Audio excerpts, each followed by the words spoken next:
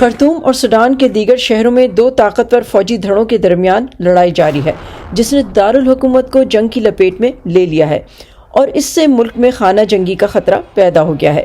General عبد الفتاح al Burhan کی قیادت میں سوڈانیز آرمڈ فورسز SAF اور جنرل محمد حمدان داخلو کے نیم فوجی دستے ریپڈ سپورٹ فورسز RSF کے درمیان کئی مہینوں سے تناؤ چل رہا تھا۔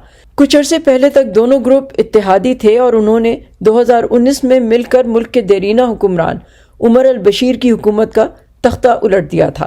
پھر اکتوبر 2021 میں ان دونوں نے ایک فوجی بغاوت کے ذریعے سویلین وزیر اعظم اور کابینہ کو اقتدار سے ہٹایا اور آئین کو معطل کر دیا تھا۔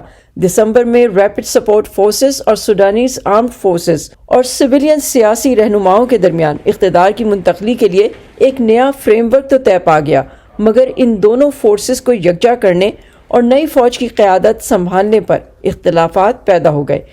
مستقبل میں فوج کا کمانڈر ان چیف کون ہوگا؟ یہی وہ مسئلہ ہے جس پر اختلافات کی وجہ سے داخلو اور برہان کے حامیوں کے درمیان شدید لڑائی جاری ہے۔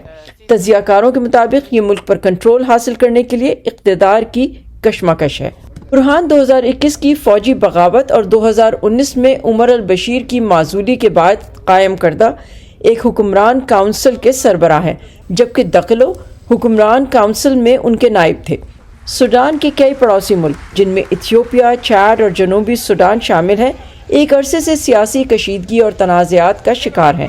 ایتھیوپیا اور سوڈان کے درمیان تعلقات سرحدی علاقوں میں زرعی اراضی کے تنازع کی وجہ سے کشیدہ ہیں اور ایتھیوپیا کے علاقے ٹگرے میں تنازع کی وجہ سے ہزاروں پناہ گزین سوڈان میں پناہ لیے ہوئے ہیں۔ ادھر علاقائی طاقتوں سعودی عرب اور متحدہ عرب امارات کے تعلقات RSF کے ساتھ اچھے ہیں، کیونکہ RSF نے یمن کی جنگ کی حمایت کے لیے اپنے ہزاروں جنگجو وہاں بھیجے تھے، جبکہ SAF کو مصر کی حمایت حاصل ہے۔ Saba Shah Khan, voice of America, Washington.